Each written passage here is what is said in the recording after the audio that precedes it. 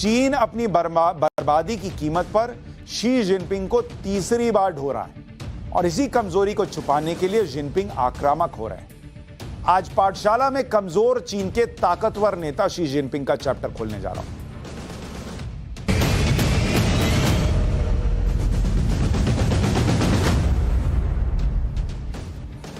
सबसे पहले आपको कमजोर होते चीन में जिनपिंग की ताकत का एक वीडियो दिखा देता हूं।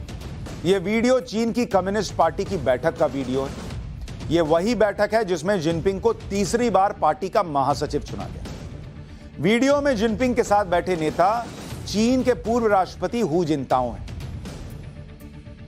जो 2003 से 2013 तक चीन के राष्ट्रपति रह चुके हैं। बैठक के बीच में हू जिनताओ को बैठक से बाहर उठाकर कर दिया गया और यह सब कुछ शी जिनपिंग के सामने हुआ। वो बैठे हुए हैं, भाई देखिए वहीं पर बैठे हैं, उनके बगल में चल रहा, हाथ पकड़ के उठा के ले जाना, चलो बाहर। हू जिनताओ को जबरन बैठक से बाहर किया जा रहा है। दोनों अधिकारी हू जिनताओ को जब बाहर ले जा रहे थे तब उन्होंने राष्ट्रपति जिनपिंग के पास रुककर उनसे कुछ कहा। राष्ट्रपति जिनपिंग ने भी सिर हिलाते हुए कुछ कहा। इस वीडियो में दिख रहा है कि हू जिनताओ एक समय बाहर जाने को बिल्कुल तैयार नहीं थे। हू जिनताओ को बैठक से क्यों हटाया गया, इस पर चीन की तरफ से कोई सफाई नहीं दी गई। लेकिन चीन की राजनीति को समझने वालों का कहना है कि यह जिनपिंग की बढ़ती ताकत का एक छोटा सा नमूना है। यह सब शी जिनपिंग के इशारे पर हुआ। आमतौर पर चीन में ऐसी घटनाओं के वीडियो नहीं आते, लेकिन इस वीडियो को जानबूझकर जारी किया गया। मतलब साफ है कि जिनपिंग संदेश दे चुके हैं कि वही चीन के सर्वे सर्वा हैं और वो कुछ भी कर सकते हैं। भाई जब पूर्व राष्ट्रपति को उठवा के बाहर फेंकवा दिया तो पब्लिक क्या है? इस वीडियो से आपने जिनपिंग की ताकत का अंदाजा लगाया होगा। अब आपको बताता हूं कि चीन में जिनपिंग कैसे और ज्यादा ताकतवर होते चले गए हैं और कैसे अब चीन जो है वो और युद्ध की तरफ बढ़ेगा और क्यों बढ़ेगा यह भी बताऊंगा। चीन में कम्युनिस्ट पार्टी ऑफ चाइना का राज चलता है। इसके संस्थापक थे माओ। माओ के निधन के बाद कोई भी नेता लगातार तीसरी बार सत्ता तक नहीं पहुंचा, लेकिन जिनपिंग अपने प्रभुत्व का इस्तेमाल करते हुए पार्टी के नियम बदल चुके। जिनपिंग को तीसरी बार पार्टी का प्रमुख और चीन का राष्ट्रपति बनाने के लिए पार्टी का 40 साल पुराना नियम बदला गया।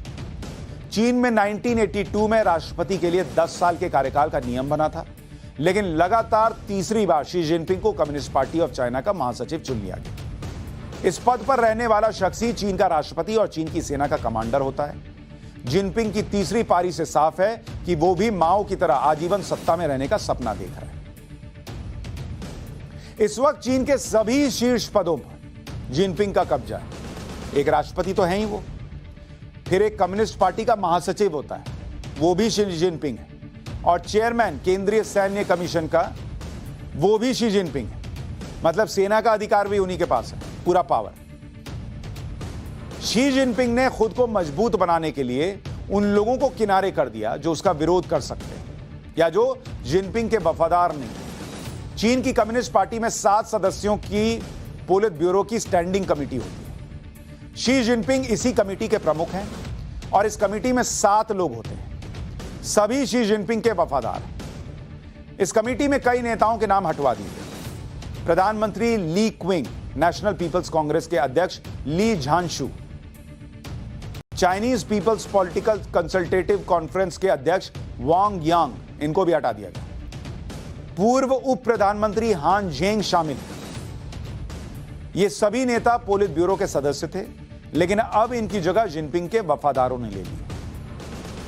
आपके मन में यह सवाल भी आ रहा होगा कि जिस चीन को कम्युनिस्ट पार्टी चलाती है वो पार्टी तो बहुत बड़ी होगी।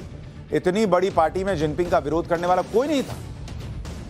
दरअसल जिनपिंग ने तीसरी बार राष्ट्रपति बनने के लिए पार्टी के कितने नेताओं को अपने पाले में सेट किया, इसके लिए आपको समझना होगा कि कम्युनिस्ट पार्टी का महासचिव चुना कैसे जाता है। कम्युनिस्ट पार्टी में 9 करोड़ से ज्यादा पार्टी मेंबर हैं। 9 करोड़, और ये सब मिलकर पार्टी के 2300 नेताओं को चुनते हैं, जिसे नेशनल पार्टी कांग्रेस डेलीगेट्स कहा जाता है। फिर ये 2300 नेता मिलकर पार्टी की सेंट्रल कमेटी के 380 नेताओं को चुनते हैं।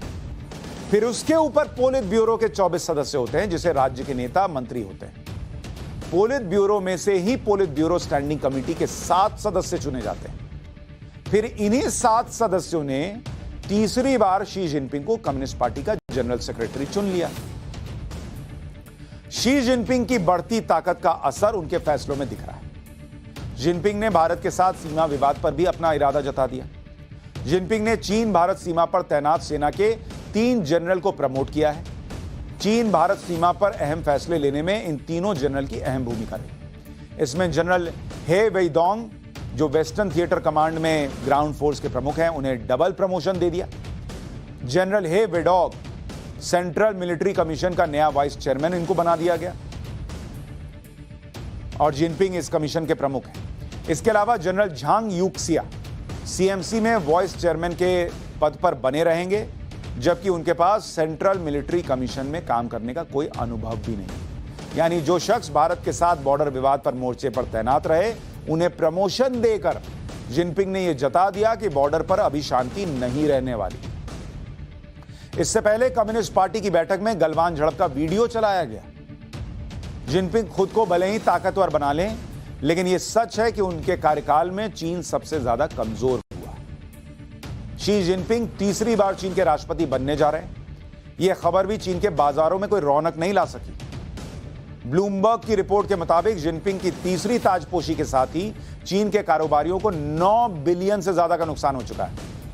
विदेशी निवेशक चीन के बाजार से हाथ खींच रहे हैं। बीजिंग की कंपनियों की हालत बताने वाला हांगकांग का स्टॉक मार्केट 6% गिर गया। यह सुनकर कि वे भाई तीसरी बार आ गए। चीन की बड़ी बड़ी कंपनियों के शेयर 20% गिर गए। चीन में अरबपतियों की संख्या भी कम हो गई। दुनिया के 500 सबसे ज्यादा अमीर लोगों में चीन के 79 बिजनेसमैन थे, जो अब घटकर 76 रह गए। तो यह चीन की हालत हो गई है शी जिनपिंग के राज। अर्थव्यवस्था ध्वस्त है और मैं आपको बता रहा हूं, ये भाई जो है इधर उधर कहीं जबरदस्ती सिर फुड़ौल करेगा, किसी ना किसी से लड़ता रहेगा, ताकि पब्लिक जो है इसमें फंसी रहे कि यही हमारे देश को बचा रहा है, अर्थव्यवस्था भाड़ में चली जाए।